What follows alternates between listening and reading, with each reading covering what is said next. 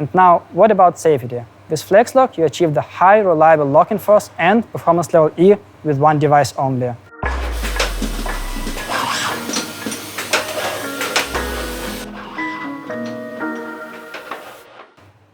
There are a universally and unique coded version. Unique coded versions are best protected against manipulation, since when you throw in one actuator, only this one will be accepted. You cannot manipulate the device with some spare actuator. There are two variants of the flexLock: the version with the bistable solenoid and the version with power-to-lock principle.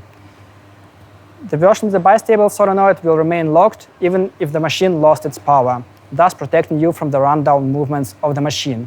It also makes sure that you cannot be trapped in the machine when the device is not connected to the power. Power-to-lock version will unlock immediately after the power loss, allowing you the immediate access to your machine. So I hope you could see with this video how flexLock can help you save time, increase your productivity, and remain safe.